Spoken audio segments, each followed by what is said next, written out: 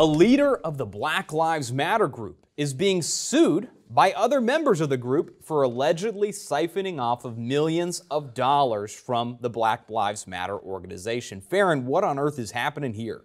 Yeah, this is kind of a shocking story. This came out just a couple days ago. We find out that allegedly, obviously everything is alleged right now, but a big lawsuit over the Black Lives Matter Global Network Foundation. So it's the GNF.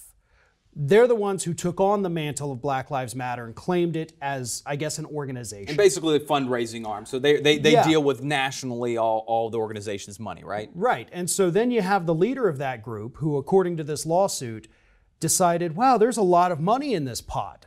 I think I'd like a new house. I think I'd like to start, acting like a millionaire. And so they're alleging that about $10 million was siphoned off by this leader. Some of it, of course, went to a couple other people, but basically using it as his own personal piggy bank, which to me is not just horrible legally speaking. It's disgusting when you take a group like this, and we all know why Black Lives Matter came to be. We've all seen the horrifying videos that get posted on social media.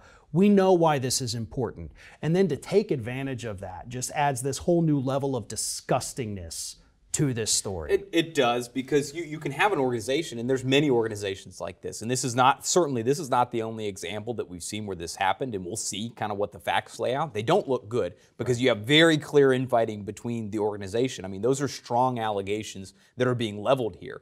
But you can have an organization that has a good purpose, maybe is promoting civil justice, is promoting racial justice and things like that. But if people are not held accountable, which is, I think, what sounds like the concern here is that there wasn't a level of accountability. Everybody needs accountability, literally everybody. I mean, that goes back to the same thing we just talked about in Russia. When there's no accountability, what happens? People are just running rampant and doing whatever they want, and this is creating problems. So if what is being said here turns out to be true, then you have a horrible breach of fiduciary duty. You have somebody who's been entrusted, who's been given this authority to do this, but has taken the money for themselves.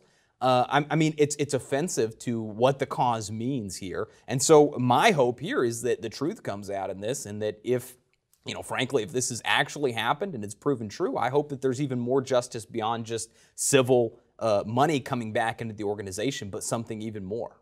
Well, and what gets me too is we see this a lot with groups all across the board, is just the grifters that latch onto it. You know, there's always somebody looking to make a quick buck. And it reminds me, when I was a senior in high school, I got a job as a telemarketer. We were making the phone calls to support the police department, some state up north, even though we were down here in Florida.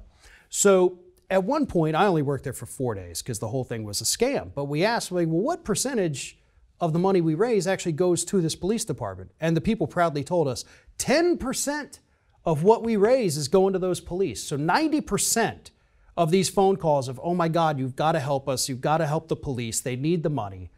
Only 10% of it was going there. And a lot of us were like, all right, we're out of here. The place shut down like 2 days after that. But there's always grifters. That's right, and there's always greed. Yeah. And that's what you have to be aware of. And frankly, this is the interesting thing, because and you'll hear me harp all day on Wall Street and how they hide stuff and they do things that are conflicted for their clients.